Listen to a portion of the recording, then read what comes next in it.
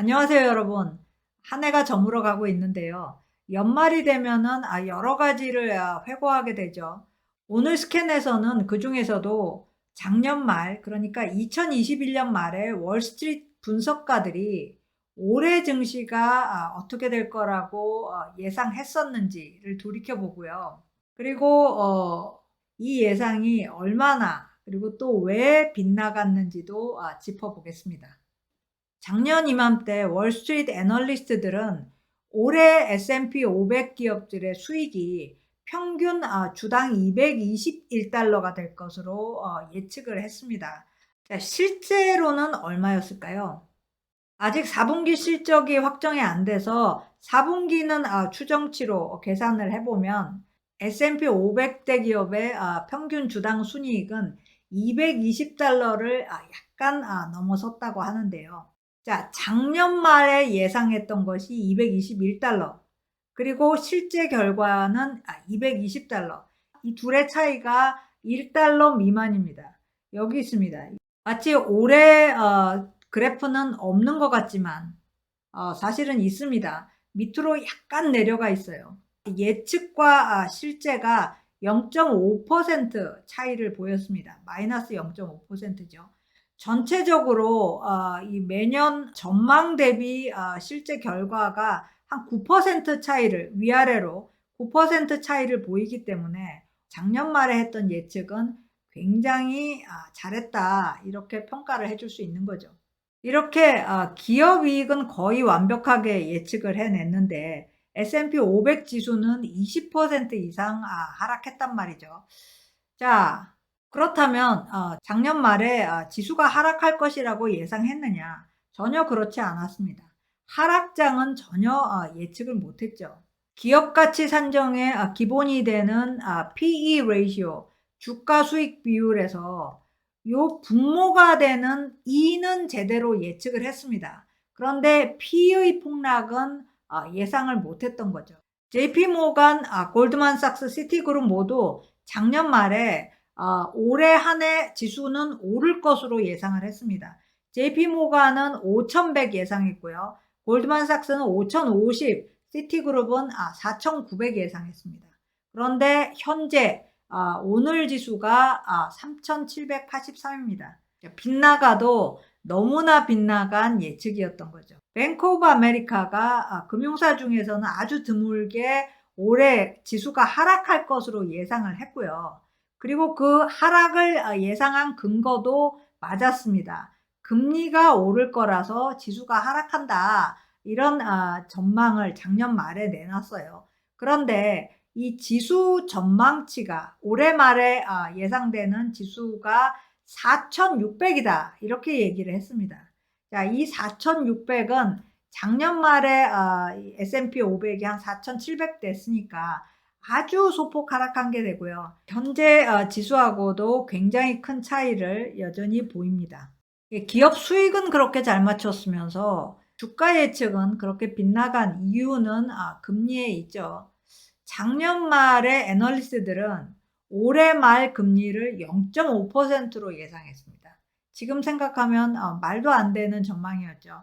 현재 금리가 4.25에서 4.5 레인지 안에 있습니다. 그러니까 이 차이를 보면은 주가가 왜 그렇게 많이 하락했는지를 알 수 있습니다. 또 금리를 오판한 이유를 보면 예상외로 끈질긴 인플레 때문이었죠. 작년 말에만 해도 공급망 문제가 완화되면은 인플레는 사라질 것으로 이해를 했습니다. 그리고 또 연준이 금리를 올리더라도 천천히 올릴 거라고 예상을 했죠. 그래서 25bp씩 0.25%씩 두 번 올리지 않겠나. 그래서 금리가 한 0.5% 되지 않겠나, 이렇게 예상을 했는데요. 실제는 그 예상과 너무나 다르게 진행된 거죠. 자, 연준의 행동은 항상 주가와 채권가에 영향을 줍니다. 하지만 올해는 너무나 예외적이었어요. 연준 외에는 중요한 게 없을 정도로 압도적인 영향력을 발휘했습니다. 왜? 1981년 이후 가장 빠른 금리 인상을 단행했기 때문이죠. 이 상황은 누구도 예상을 못했습니다. 이런 상황 하에서 증시 거래는 고통과 혼란으로 점철됐습니다. 연준이 매파적으로 행동할 가능성이 있다, 이런 얘기는 작년 연말에도 나왔어요. 하지만 실제로 그럴 거라고는 예상을 못했던 거죠. 자, 그렇다면 내년 말에 대한 전망은 어떻게 나오고 있을까요? 다시 한번 컨센서스가 이루어지고 있는데요.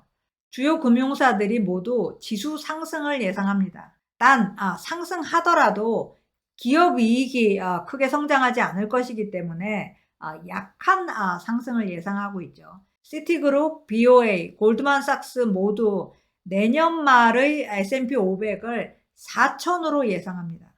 JP모간은 조금 높여서 4,200을 예상하고 있는데요.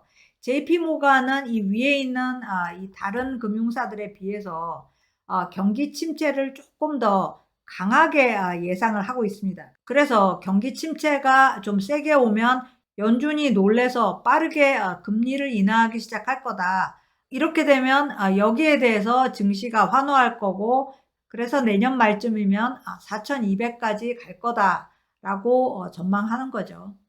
대부분의 금융사들은 가벼운 경기 침체를 예상하고 있습니다. 또는 침체까지는 안 갈 거다. 약하지만 성장할 거다. 특히 골드만삭스가 이렇게 예상하고 있죠. 자, 작년에 거의 모든 애널리스트들은 매크로 경제보다도 기업 실적 분석에 초점을 뒀습니다. 그런데 올해는 반대로 기업 실적은 크게 바뀌지 않을 거다. 그러니까 매크로를 중심으로 증시를 전망하자, 이렇게 하고 있는 겁니다. 하지만 그렇다고 해서 지금 내놓은 전망들이 맞을 것이냐? 한번 다 되었기 때문에 믿을 수가 없죠. 다들 가볍고 짧은 경기 침체를 얘기하고 있지만 사실 고통스럽고 긴 경기 침체 가능성이 없는 건 아니죠. 반대로 인플레가 생각보다 빨리 물러난다면 상당히 큰 상승장이 올 가능성도 있습니다. 어쨌거나 올 한 해 우리가 배운 게 있다면 매크로가 이렇게 증시에 중요하구나. 그리고 또 하나 배운 게 있다면 어쩌면 올해 경제의 또는 주식시장의 패러다임이 바뀐 거 아닌가. 이거는 좀 더 봐야 되겠지만 이제 결국 작년까지의 이 긴 대세 상승장은 끝난 거 아닌가, 이런 생각도 해봅니다. 만약 그렇게 되면 기업 분석이 올해같이 힘을 못 쓰지는 않겠죠. 상당히 더 중요해질 수 있습니다. 자, 오늘 스캔은 여기까지 하겠습니다. 고맙습니다.